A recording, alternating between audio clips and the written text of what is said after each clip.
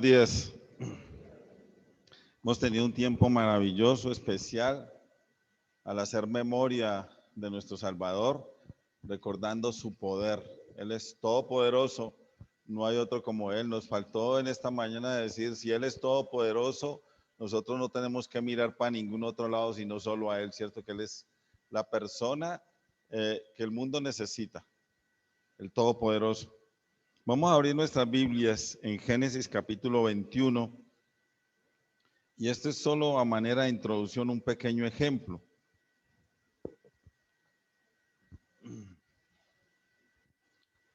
Un saludo muy especial a mis amados hermanos de Buga. A veces yo mentalmente por allá en mi casa comienzo a contar cuántos vinieron de Buga. Y entonces cuando me doy cuenta que son 6, 7, 8 o hasta 10 hermanos de Buga, me causa mucha alegría.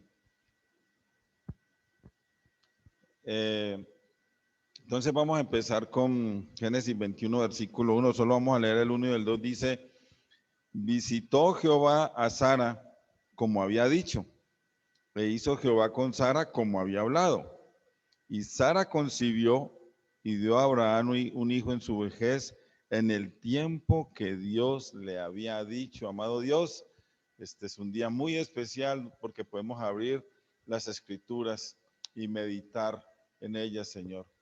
Sabemos, oh Dios, que quieres enseñarnos, quieres disipularnos, que quieres cambiar nuestro entendimiento, que quieres transformar nuestra mente, que quieres que podamos conocer plenamente tu santa voluntad, que podamos comprobar cuán buena es, cuán agradable es, cuán perfecta es. Permítenos en esta mañana, Señor, compartir estos versículos que sean de tu agrado y que seamos guiados por el Espíritu Santo. Te lo pedimos en el nombre del Señor Jesús, nuestro Salvador. Amén. Escogí este par de versículos para hacer una pequeña introducción. Visitó Jehová a Sara como había dicho. Dios había prometido a Abraham y a Sara, estando ya mayorcitos, que les iba a dar un hijo. Dice, e hizo Jehová con Sara como había hablado. Yo les pregunto, Sara sabía que Dios les iba a conceder un hijo, pero Sara esperó. No, no esperó.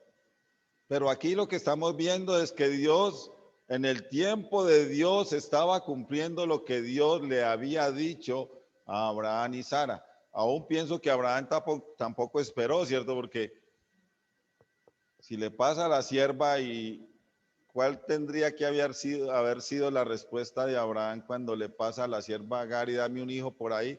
No, esperemos en el Señor. El Señor prometió y lo va a cumplir. Y Sara concibió. Estos dos versículos son, yo diría, majestuosos por lo que dice. En esta mañana, hablando en la cena, hablando del poder de Dios, estando allá sentado y mientras Samuel hablaba, pensaba en Génesis 1, que es tan maravilloso. Y Génesis 1 dice, en el principio creó Dios los cielos y la tierra estaba desordenada y vacía, y el Espíritu de Dios se movía por la faz de las aguas. Y luego dice, hágase la luz. ¿Y qué pasó? El poder de Dios maravilloso, ¿cierto? Hágase la luz, todo estaba en oscuridad y el Señor habla. Maravilloso el poder de Dios, ¿cierto? El único Dios todopoderoso. Entonces, aquí el Señor estaba cumpliendo perfectamente lo que le había prometido a Abraham y Sara. Y Sara concibió y dio a Abraham un hijo en su vejez. Y miren lo que recalca, en el tiempo que Dios le había dicho. Solo quiero dejar ahí, de pronto más adelantico vuelvo y echo mano de este ejemplo.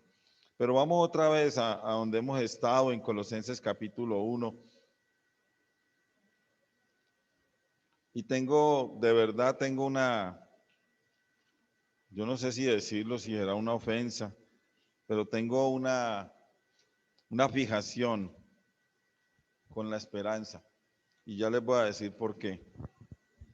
Entonces dice en Colosenses 1, del 3 al 8, casi que ya no lo sabemos de memoria, siempre orando por vosotros, damos gracias a Dios Padre de nuestro Señor Jesucristo, habiendo oído de vuestra fe en Cristo Jesús y del amor que tenéis a todos los santos, a causa de la esperanza que os está guardada en los cielos, de la cual ya habéis oído por la palabra verdadera del Evangelio, que ha llegado hasta vosotros, así como a todo el mundo, y lleva fruto y crece también en vosotros desde el día que oísteis y conociste la gracia de Dios en verdad, como lo habéis aprendido de Epafras, nuestro consiervo amado, que es un fiel ministro de Cristo para vosotros, quien también nos ha declarado vuestro amor en el Espíritu. Entonces, en el estudio anterior, hablamos que hay cinco versículos, bueno, del 1 al 8, el 1, 2 hasta el 8, hablamos que hay 5 versículos donde Cristo o Jesucristo es nombrado. Se nombra 6 veces al Señor Jesucristo porque en el versículo 2 está 2 veces. Dijimos que en 3 versículos no se nombra al Señor Jesucristo directamente, que son el versículo 5, 6 y 8. Estoy haciendo un pequeño recuento de que hablamos el viernes. También dijimos que en estos 3 versículos está el Señor Jesucristo, yo diría, pues, tendría que decir indirectamente, pero muy directamente, no sé si me entienden, a través del Evangelio que se nombra y del Espíritu Santo. También dijimos que la gratitud solo puede ser por medio del Señor Jesucristo. Quiero poner énfasis en eso. Los hombres quizás fuera pueden ser muy agradecidos, pero es un agradecimiento que no le llega a Dios. La gratitud, el carácter grato que debe haber en nosotros tiene que ser por medio de la transformación, por medio de ese encuentro entre el Señor Jesucristo y nosotros. Por eso tenemos una reunión de oración los martes donde damos acción de gracias y nos basamos en que la iglesia primitiva lo hacía y el Señor nos manda a dar gracias todo el tiempo. Por eso la iglesia debe ser agradecida. Hablamos también que la fe solo puede ser efectiva, real, verdadera, si es en el Señor Jesucristo. Muchos hombres pueden tener fe en muchas cosas, en sí mismo inclusive, o en un ídolo, o en alguien que quiera, pero solo es real, solo sirve para ser salvo, para ir al cielo, para tener una relación con Dios, si es en el Señor Jesucristo. Hablamos también del amor, el amor por mi hermano. El amor por mi hermano solo se logra si tenemos una relación real y verdadera con el Señor Jesucristo. Es muy difícil amar a nuestros semejantes. Le vemos los defectos. Por alguna razón que hay en nosotros, a veces lo rechazamos sin ninguna razón. Solo podemos amar de verdad porque hemos conocido, experimentado el verdadero amor que es a través del Señor Jesucristo. Y hasta aquí llegamos el viernes. Ahora, en el versículo 5 está la palabra que les dije donde tengo una tremenda, una estrecha fijación, y la palabra esperanza. Entonces, esta palabra está incrustada y esta palabra apunta directamente al Señor Jesucristo. Lo que habíamos hablado de la fe es que apunta al Señor, del amor es que apunta al Señor, de la gratitud es que apunta al Señor, o nos habla del Señor, o nos hace pensar en el Señor Jesucristo, pero la palabra esperanza sí está ligada definitivamente con el Señor Jesucristo. Sin el Señor Jesucristo no hay esperanza. La esperanza a la que nos habla el apóstol Pablo aquí en Colosenses, o les habla a los colosenses, dice que es una esperanza que está guardada en los cielos para nosotros. Cuando uno lee esto, yo creo que yo voy a seguirme robándole algunas palabras a Samuel. Tendríamos que estar en un gozo y en una alegría porque hay una esperanza especial para nosotros. Estos días Samuel nos habló de la alabanza, ¿cierto? La alabanza de nosotros Ya no puede seguir siendo la misma alabanza, a veces que estamos cantando pero pensando en otra cosa. No, la alabanza tiene que estar centrada en el Señor Jesucristo. Pensamiento del hermano Olmedo en la cena tiene que ser centrados. A veces parece monótono, es no, en el Señor Jesucristo. No tenemos derecho a nada más, a pensar nada más. Entonces, la esperanza es esperanza solo si esperamos en el Señor Jesucristo. Parece un trabalenguas, pero así es. La esperanza es esperanza real, verdadera, genuina, la que el hombre necesita solo si esperamos en el Señor Jesucristo. Jesucristo, hermanos, es nuestra esperanza y tengo que decir que debe ser la esperanza de la iglesia, debe ser la esperanza de cada uno de nosotros en esta mañana. En ninguna otra persona tenemos derecho a esperar. En ninguna otra persona podemos colocar nuestra esperanza. Solo debemos esperar en Dios a través de su Hijo. La esperanza debemos ponerla en Él. Eso es lo que la palabra nos dice. En el mundo, hermanos, allá afuera no hay esperanza. Y alguno me dirá, sí hay, sí, claro, hay un montón de esperanza, pero no la esperanza real. No se puede comparar con la esperanza que nos trae el Señor Jesucristo. La Biblia define al no creyente como una persona sin esperanza y sin Dios en el mundo. Quiero que lo leamos porque es maravilloso. En Efesios capítulo 2, versículo 12, hace una descripción de quiénes éramos, aunque le está hablando a los efesios, pero es muy aplicativo, muy especial para nosotros. Dice, en aquel tiempo, Efesios 2:12, en aquel tiempo estabais sin Cristo. Martín, me hace el favor y me le busca al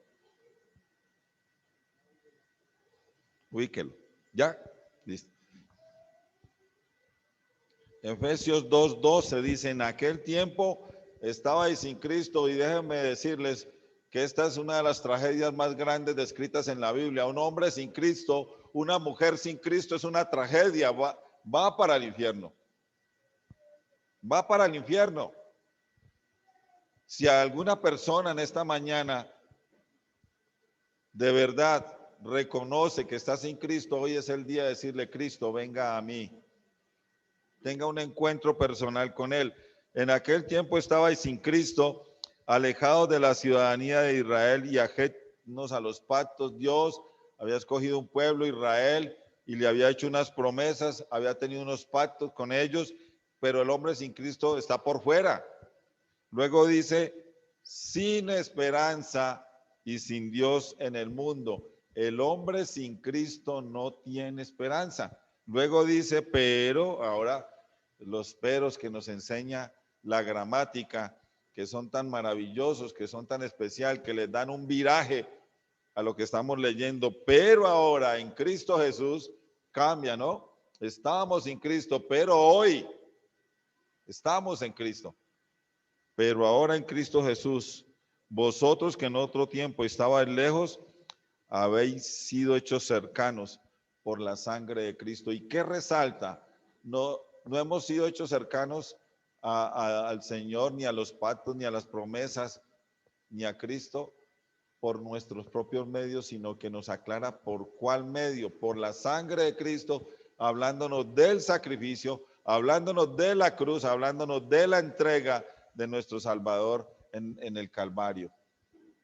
Entonces, pasando este versículo, sigamos. El hombre sin Cristo tiene sus esperanzas en este mundo, y esperar en el mundo es como no tener esperanza. ¿Por qué lo quiero recalcar? De pronto alguno me dirá, hermano, ya sabemos.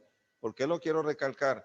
Porque muy fácil el cristiano puede salir de esperar en el Señor a esperar en el mundo, o a esperar en otra persona, o a esperar en un trabajo, o a esperar en la esposa, o a esperar en cualquier cosa.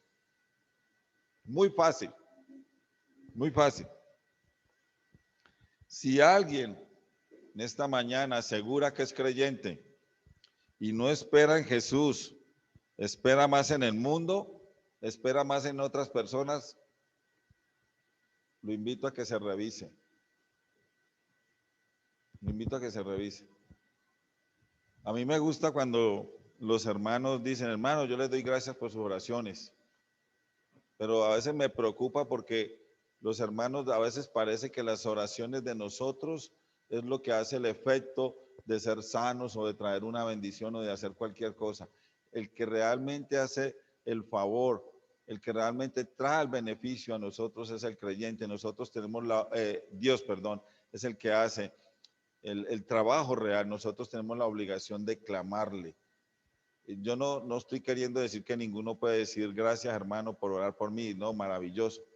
Pero no quiero que pongan más la esperanza en el que ora que en el que puede responder. Al final del versículo 5, en Colosenses otra vez, encontramos una frase que me llama mucho la atención. Dice, por la palabra verdadera del Evangelio. Esta es una maravillosa frase, esta es una bella frase. La esperanza real y verdadera que es en el Señor Jesucristo llega al hombre a través del Evangelio. O sea, ¿cómo el hombre comienza a tener esperanza cuando conoce el Evangelio y lo acepta, ¿no? No es que se le presente el Evangelio y ya tiene esperanza. Es que tiene que empezar una relación con el Señor. La persona central del Evangelio es el Señor Jesucristo. Sin el Señor Jesucristo, lo voy a repetir, no hay esperanza. Con el Señor Jesucristo, el ser humano tiene la verdadera esperanza. ¿Por qué tengo una fijación con la esperanza? Cuando empecé a estudiar Colosenses y veo que tiene esta frase tan impresionante, la esperanza que está guardada para nosotros, me di cuenta que cuando alguien dice el Señor Jesucristo viene, el Señor Jesucristo es nuestra esperanza, de mí salía un amén. Sí, claro, el Señor Jesucristo viene, pero esa esperanza o esa espera en el Señor no se reflejaba en mi vida. En otras palabras, se quedaba en mero conocimiento. Yo sé que el Señor Jesucristo viene, pero yo vivo de acuerdo a esa esperanza. O vivimos de acuerdo a eso que sabemos que el Señor Jesucristo viene. Entonces me surge una pregunta. ¿Cómo es la vida del que espera en Jesús? Cuando uno se hace esta pregunta, inmediatamente mi mente, por lo menos, de pronto muchas de las de ustedes se va a Primera de Juan, ¿cierto? Capítulo 3. No lo vamos a buscar, pero dice en el versículo 3, y todo aquel que tiene esta esperanza en Él, en el Señor Jesucristo, dice, se purifica a sí mismo, así como Él es puro. Esta es la respuesta. ¿Cómo debe ser la vida del que espera en Jesús? Entonces, vamos a desarrollar un poquito por ahí y bueno, y seguimos hasta donde podamos. Entonces, la vida del creyente que espera en Jesús es una vida que avanza hacia la santidad, hacia la pureza. Eso es lo que nos dice el versículo. Así como Él es puro. Cada día el creyente que espera en el Señor quita de su vida las cosas que no son de Dios. Cada día espera tener hacha y machete para tumbar lo que no es de Dios, lo que no alaba a Dios, lo que no agrada a Dios, pero también cada día agrega a su andar en el Señor las cosas que aprende a través de la palabra con el objetivo de cada día mejorar. Yo diría, cada día de pronto suena, no sé si podemos ser más santos, pero sí más puros por lo menos. Quitar cada día las cosas que realmente estorban y agregar las que realmente necesitamos, las que nos hacen que nos parezcamos al Señor Jesucristo. Siempre me pienso que algunos hombres han ganado almas para Cristo sin hablar, solo con su comportamiento. Su comportamiento ha hablado más que sus palabras. Cada día esta persona busca alimentarse en la palabra del Señor y tumba lo que no sirve y agrega lo que es del Señor. La vida del que espera en el Señor Jesucristo debe ser una vida centrada en el Señor Jesús. Puesto los ojos en Jesús. Cuando miramos para otro lado, quitamos la mirada del centro, de la persona importante, de la persona en la que debemos esperar.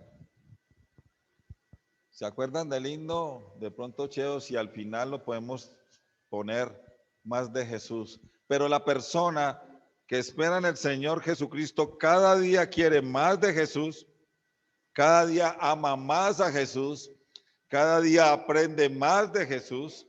El evangelio es su forma de vivir, de hablar, de comportarse. Y quiero que miremos un versículo ahí atrasito en en Filipenses capítulo 1.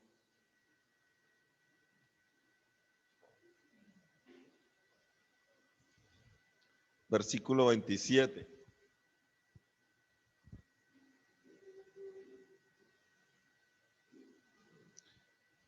Dice solamente, pedido del apóstol Pablo a los filipenses, solamente que os comportéis como es digno del evangelio de Cristo. Entonces, una vida de espera, una vida centrada en el Señor Jesucristo, pues tiene que estar untado, restregado, ¿cómo decirle?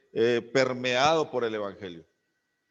El evangelio debe estar en todo su ser, debe ser parte de su carácter, debe ser parte de su manera de hablar, debe ser parte de su pensamiento. El evangelio es su espada, es su caballito de batalla. El evangelio debe ser por lo que se le reconoce.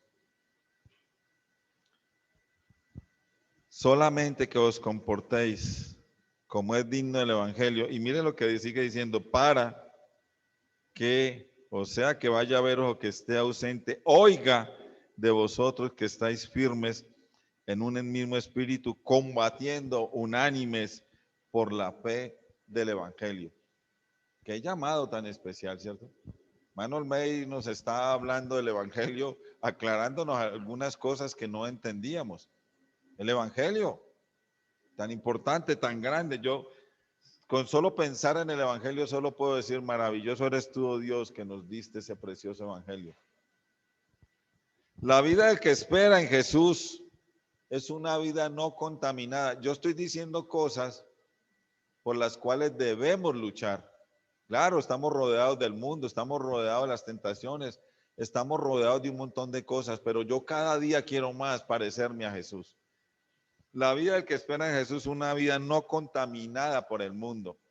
Olmedo nos habló que Egipto tiene una representación del mundo y los israelitas cuando estaban parados frente al mar y para allá está el mar, para acá arena, desierto, para acá arena, desierto y para atrás, ¿quiénes estaban? Los egipcios, el ejército, el faraón con todos sus carros, con todos sus soldados. Y entonces los israelitas comenzaron a decirle a Moisés, mejor nos hubiéramos quedado en Egipto. Allá teníamos comida, ya nadie nos perseguía, ya nadie nos molestaba. Es posible, espero que no, que alguno esté pensando que en el mundo encuentra cosas muy buenas. Oiga, cuando yo no era cristiano vivía mejor. De pronto alguno está pensando de esa manera. La vida del que espera en eso es una vida no contaminada por el mundo, rechaza la perversidad del mundo, rechaza la incredulidad del mundo, rechaza el pecado y las perversas enseñanzas que hay en el mundo hoy. Hoy estamos viendo un montón de enseñanzas terribles que nos quieren contaminar. Lo que más me duele es cuando algún cristiano se identifica con esas enseñanzas. Me parte el corazón, me parte el alma cuando veo a un cristiano totalmente identificado con lo que habla el mundo. Alguien decía, no debemos esperar en un hombre o en un político para que cambie el mundo, para que haga, debemos esperar es el gobierno de Jesucristo. Eso es lo que debemos hacer.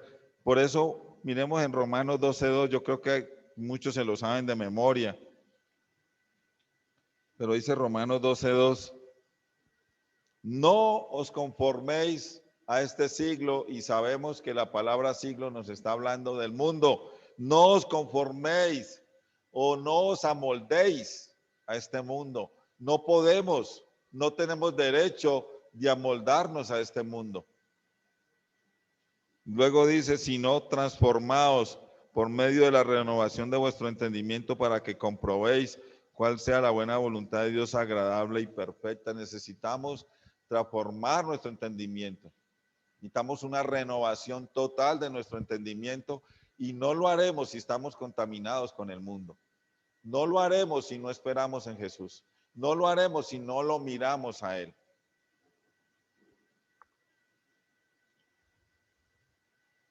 Una vida de esperanza, y esto quiero que lo escuchen bien, es una vida de plena comprensión de la responsabilidad que tenemos delante del Señor. Y eso quiero recalcarlo. El creyente debe ser un ser responsable. Me duele cuando me miro a mí mismo y no encuentro esa responsabilidad marcada. Pero debe ser un ser responsable. Nuestra responsabilidad es obedecer. Nuestra responsabilidad es amarle, es adorarle, es alabarle. Nuestra responsabilidad es esparcir su evangelio, es hablar de Cristo. La vida de espera en el Señor Jesucristo nos sirve, quiero que escuchen esto también bien, para medir cómo está mi relación con el Señor. Si mi vida no es de espera en el Señor, realmente no confío en el Señor, o sea, si yo no estoy esperando en el Señor Jesucristo, pues no tengo mi fe puesta en Él, no tengo ninguna clase de confianza en Él. Creo que otras personas o otras cosas me pueden solucionar mis problemas más que Él. Es posible que uno diga, tengo este problema de salud, voy a ir a tal médico porque es muy bueno. ¿Qué problema hay? Ninguno. Pero usted debe confiar en el médico o en el Señor Jesucristo que le va a dar la sabiduría al médico para que lo trate a usted.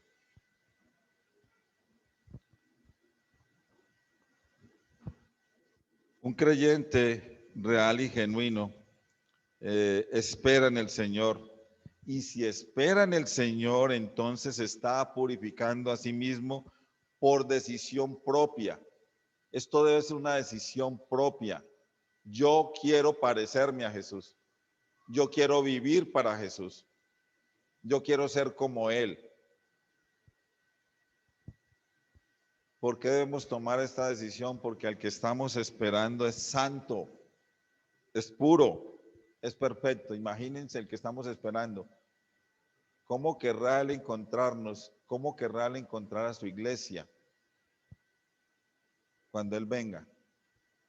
Hebreos 7:26 lo quise citar porque ahí nos recalca a quién estamos esperando de una manera, lo tomé de una manera pensando en eso. Dice de Hebreos 7:26, porque tal sumo sacerdote nos convenía, y mire las características que da: santo, inocente, sin mancha, apartado de los pecadores y hecho más sublime que los cielos. El que esperamos es a Dios mismo, que es puro, que es santo, sin mancha, totalmente apartado del pecado, perfecto. En este momento solo quiero concluir con algo, mis hermanos. Tenemos una esperanza reservada o guardada en los cielos para nosotros. Amén, ¿cierto? Amén. Estaba pensando en algunas características de la vida cristiana, digámoslo así, o digamos que la vida cristiana tiene claves o tiene prioridades o tiene características para poderla vivir. Pues en otras palabras, la vida cristiana tiene cosas claves para vivir esa misma vida de una manera plena delante del Señor. Voy a mirar algunas cosas rápidamente. Ustedes me dirán si están de acuerdo o no. Esto cuando digo claves no estoy poniendo, porque cualquiera puede decir la clave para llegar al éxito es, pero esto que voy a decir es clave para nuestra vida. Por ejemplo, clave para la vida cristiana, lo primero es ser un hijo de Dios, o sea, haberse convertido a Cristo. Eso es clave. Si usted en esta mañana no pertenece a Cristo, ni crea que puede ni siquiera hablarle. Usted tiene que ser un hombre de Dios para vivir la vida cristiana. Usted tiene que haber ido a Cristo y haberse arrepentido de sus pecados. Clave para vivir la vida cristiana, reconocer permanentemente el pecado que hay en nosotros, el que cometemos día a día. Samuel nos ha estado hablando de Salmo 51 y una de las cosas maravillosas del rey David dice, porque yo reconozco mis rebeliones. Todo el tiempo debemos procurar tener una comunión, no digo perfecta porque de pronto nos queda grande, pero sí querer, anhelar estar en comunión todo el tiempo con el Señor. Todo el tiempo debemos procurar tener una relación de amor. Dios me ama a mí y yo amo a mi Señor. Una de las cosas claves en la vida cristiana es obedecer. ¿Ustedes qué dicen? Obedecer a mi esposa, por ejemplo.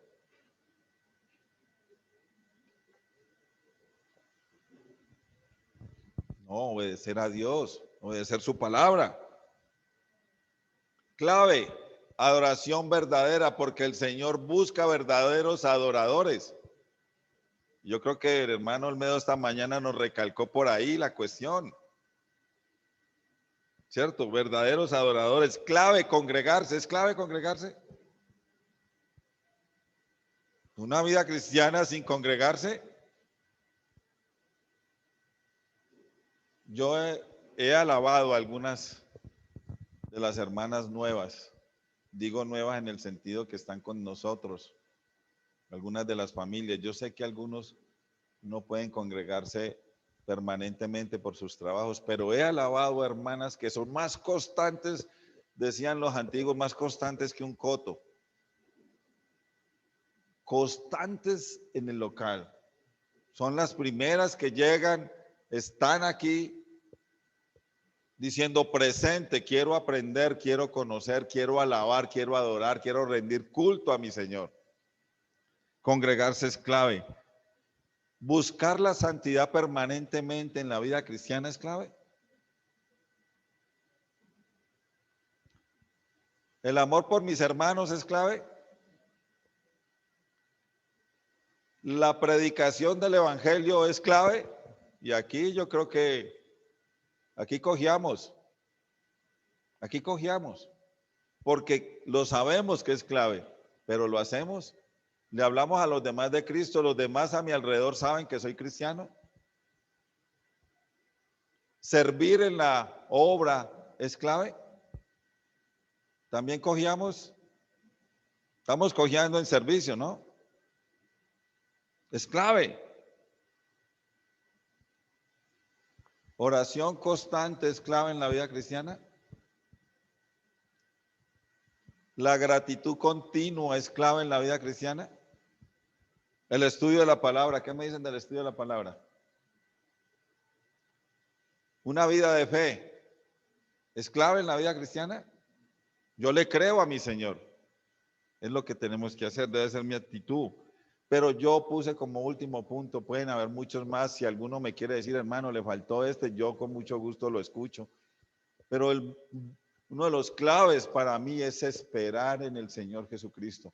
La vida cristiana sin esperar en Él es una vida de fracaso. Vamos a fracasar si no esperamos en Él.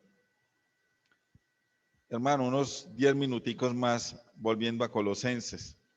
Quiero dejar la esperanza ahí porque, como les dije, tengo una fijación especial al darme cuenta que a veces solo es mero conocimiento, a veces solo sé que hay una esperanza guardada para mí, sé que el Señor Jesucristo viene, sí, Él viene por su iglesia y a veces uno dice, y anhelo esa venida, pero arraigado y metido en el mundo sin querer desprenderme del mundo. Eso no es esperar, eso no es esperar.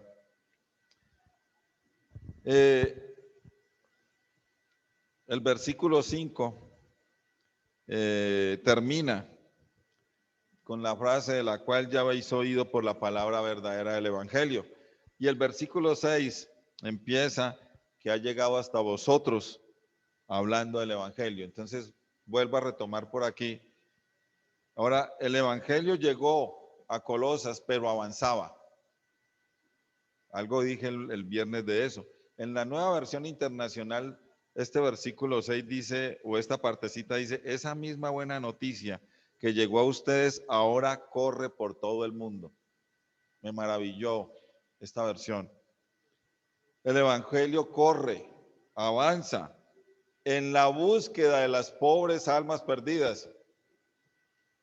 Ayer hablaba con un hermano y decía, bueno, vino la familia de mi esposa, qué bueno que hubiera alguien aquí que les hablara de Cristo. Uy, qué necesidad tenemos de Cristo, qué necesidad tenemos de hablar de Cristo, qué necesidad hay del Evangelio. Pero la buena noticia es que el Evangelio corre, como sea, pero él avanza. Y avanzó tanto, corrió tanto, que llegó hasta nuestro territorio. Hoy aquí en la ciudad de Tuluá se puede proclamar en plena libertad el Evangelio del Señor Jesucristo. Quiero contarles que el Evangelio llegó a mi vida un 24 de septiembre del año 2001. O sea que eso es más o menos, estamos a punto de cumplir 20 años de creyentes. Y el hermano Olmey y el hermano Byron cada rato me lo recuerdan ese día, no se les olvidó ese día de lo que Dios hizo. Ahora, el versículo 6 dice que ha llegado hasta vosotros como a todo el mundo. Algunos hermanos dicen que aquí hay una figura literaria que se llama hipérbole, o sea que hay una exageración. Algunos dicen que no, porque en realidad lo que posiblemente estaba hablando era de que había llegado a donde el imperio romano dominaba. Y eso es lo que podemos ver en las escrituras. El evangelio había llegado a muchas partes, pero yo quiero mirar algo que encontré por ahí. Dice sobre esta hipérbole que ha llegado a todo el mundo, porque en realidad hoy ni siquiera podemos decir, pues, bueno, yo digo que el evangelio o las noticias sobre el Señor Jesucristo ha llegado al mundo, pero no todo el mundo es creyente, que esa es la cuestión. Entonces, leí algo que dice algo así como la frase como a todo el mundo era una hipérbole legítima, ya que el evangelio se estaba esparciendo por todo el imperio romano. La doctrina del evangelio es representada como un viajero o como a un viajero con el objetivo de visitar todo el mundo habitable. Eso es lo que de pronto quería expresar. El evangelio aquí es como un viajero que va llevando esa noticia por todo lado, que va buscando las almas perdidas, que va hablando de Cristo. Pero recordemos que ese evangelio viajero nos utiliza a nosotros, los creyentes. Nosotros somos llamados a llevar esa buena noticia. Ahora, estas tres palabras, todo el mundo, hay tres palabras, nos deja ver algo muy importante. Quizás algunos no estén de acuerdo, pero yo hago una pregunta. ¿Hacia dónde va dirigido el evangelio?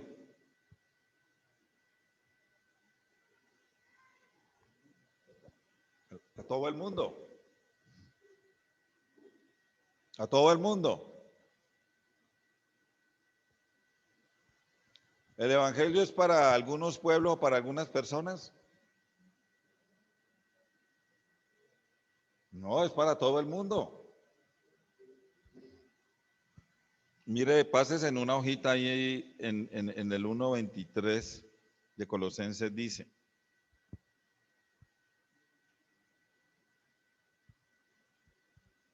si en verdad permanecéis fundados y firmes en la fe y sin moveros de la esperanza del evangelio que habéis oído, el cual se predica ¿en dónde? En toda la creación que está debajo del cielo, del cual yo, Pablo, fui hecho ministro. Entonces, me surgen dos preguntas.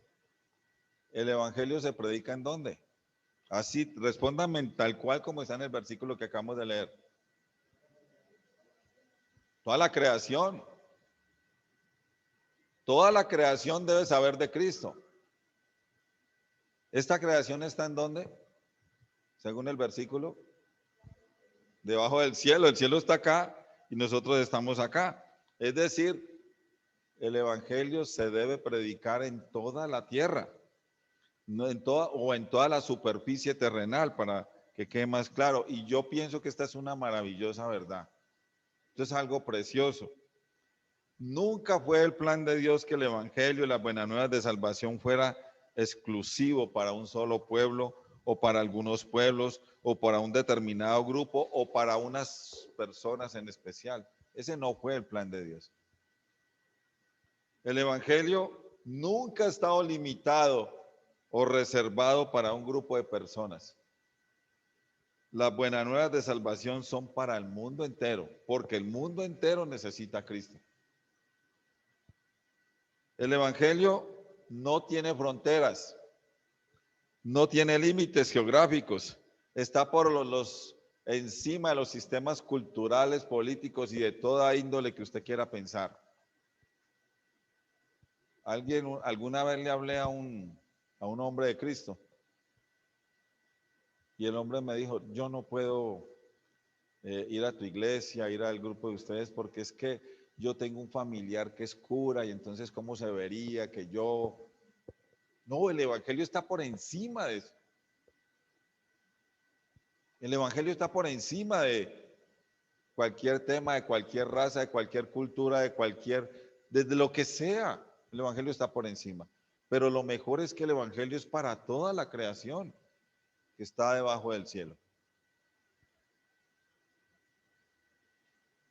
Ahora en el mismo versículo 6 encontramos dos frases especiales. Dice, y lleva fruto en Colosenses 1, volteamos la página de nuevo. Versículo 6 dice, que ha llegado hasta vosotros, así como a todo el mundo, y lleva fruto y crece también en vosotros desde el día que oíste y conociste la gracia de Dios en verdad. Entonces, si lleva fruto, esto nos habla. Llevar fruto está ligado al evangelio, ¿cierto? El evangelio debe producir fruto. En otras palabras, el evangelio verdadero es el único evangelio cuya figura central es el Señor Jesucristo, y si el Señor Jesucristo es la figura central de nuestro evangelio, debe producir fruto. Debe producir fruto. ¿Qué esperamos? ¿O qué se espera? ¿Qué esperan cada uno de nosotros en esta mañana cuando se predica el evangelio?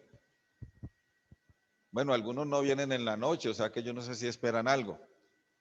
Pero, ¿qué se espera cuando usted le habla a otro de Cristo?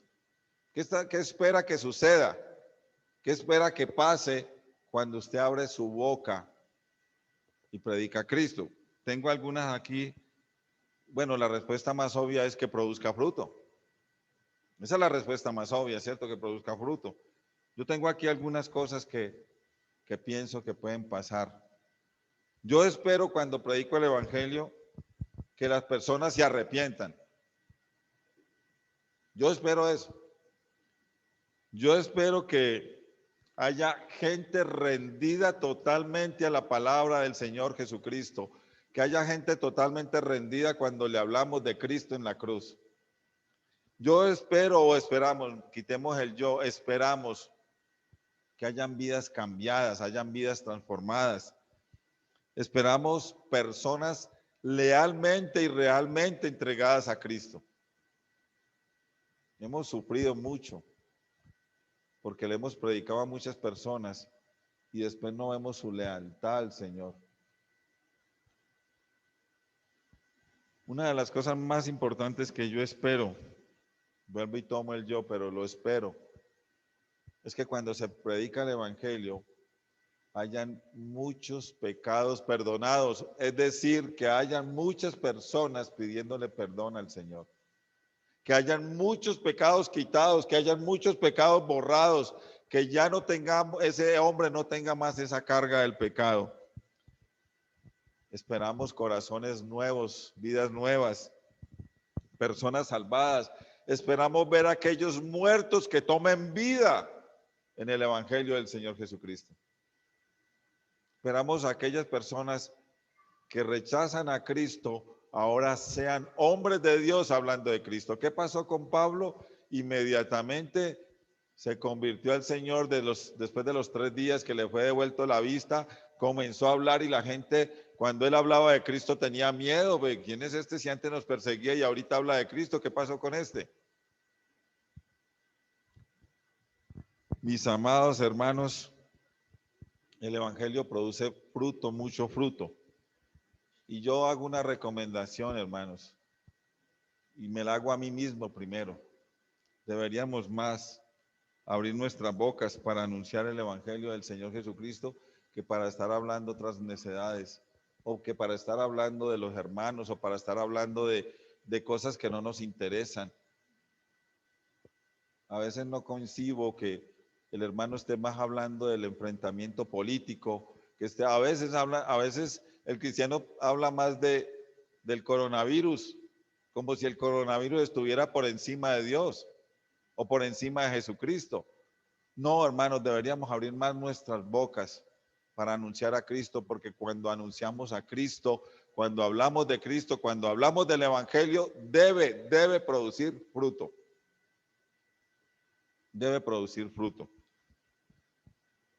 El Evangelio, digo esta otra cosa, a veces es muy triste que el Evangelio haya llegado a mí o haya llegado hasta usted y produzca fruto, pero que por parte mía o por parte suya el Evangelio se quede estancado, llegó hasta mí y de ahí no se mueve,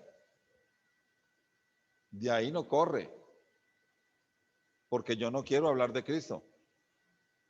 Ahí, digamos, murió. Perdóneme, esa no sería la palabra, pero para que me entiendan. El Evangelio no va a morir, ¿cierto? Pero no le hablo a nadie de Cristo, entonces estanco el Evangelio, le pongo stop, pare, porque yo no voy a hablar de Cristo. El Evangelio debe correr, debe avanzar, debe producir fruto y no debemos nosotros ser obstáculo para el Evangelio. Hermanos, yo quiero dejar hasta ahí, quería, de pronto en otro sigo con, y crece también en vosotros, que también es una palabra maravillosa. Pero en esta mañana hay que concluir que como creyentes debemos esperar en el Señor. Y esperar significa también que mi actitud, mi andar, mi vida debe estar cimentada, debe estar movida, debe estar controlada por el Evangelio. Debemos hablar de Cristo. Mucha gente espera una vida nueva y esa vida nueva solo está en Jesús. Amado Dios, te damos gracias en esta mañana por el privilegio que nos das, Señor, de abrir las Escrituras y hablar de la maravillosa persona del Señor Jesucristo. Padre, el apóstol Pablo dice en 1 de Timoteo 1:1, y de Jesucristo nuestra esperanza. Él es nuestra esperanza, Señor. Yo creo, Señor, que debemos pedirte perdón y sé que cada uno lo debía hacer allá en su intimidad por no esperar, porque esa esperanza ha sido solo conocimiento, un mero conocimiento. Pero Padre, no hemos actuado, no hemos vivido como si estuviéramos esperando la venida del Señor. Te rogamos, Señor, que nos ayudes a vivir esa vida santa, esa vida piadosa, esa vida pura, como dice allá en 1 de Juan. Ayúdanos a esparcir, ayúdanos a hablar más de Cristo. Y Padre, quita esas necedades que ocupan el lugar que debe ser para el Evangelio del Señor Jesucristo. Dejamos todo en tus preciosas manos, lo hacemos en el nombre del Señor Jesús, nuestro Salvador. Amén.